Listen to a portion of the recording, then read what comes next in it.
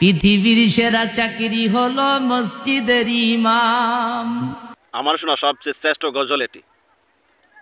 খুব সুন্দর মায়াবী সুরে হুজুর খুব সুন্দর একটি গজল বর্তমান পরিস্থিতি নিয়ে দারুণ একটি গজল গাইলেন। আপনারা অবশ্যই মনোযোগ দিয়ে শুনে যাবেন।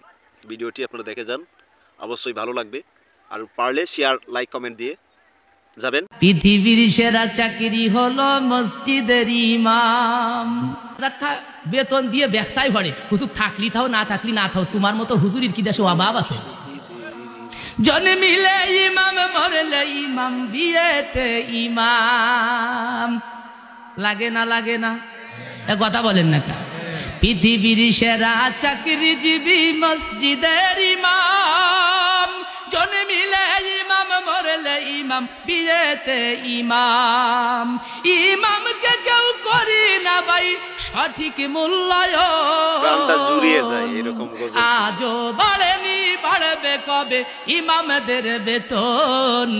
আজও বাড়েনি, বাড়বে কবে ইমামদের বেতন?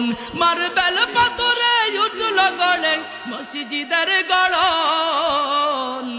আজও বাড়েনি, বাড়বে কবে ইমামদের বেতন?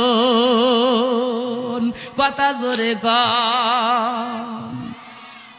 তুমি চাকরি কিংবা ব্যবসা করো, লক্ষ টাকা কামাই, রাজার হালাতে জীবন কাটাও, সুখের সীমা নাই। তুমি যার পেছনে পড়ো নামাজ, তুমি যার পেছনে পড়ো নামাজ, চলে তার কেমন?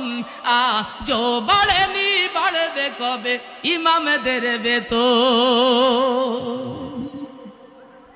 আমার ছেলে মেয়ে পড়ে অনেক দামি স্কুলে, 10,000 টাকা বেতন লাগে প্রতি মাসে। কথা কয় না?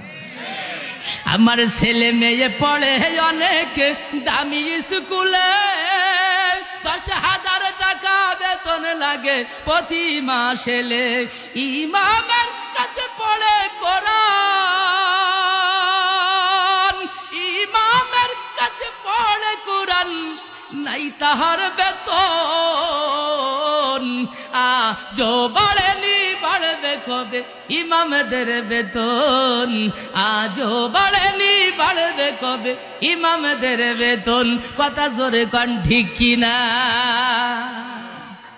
3,000 টাকা বেতন দিয়ে ব্যবসায় ভরে, হুজুর থাকলি থাও না থাকলি না থাও, তোমার মতো হুজুরির কি দেশে অভাব আছে?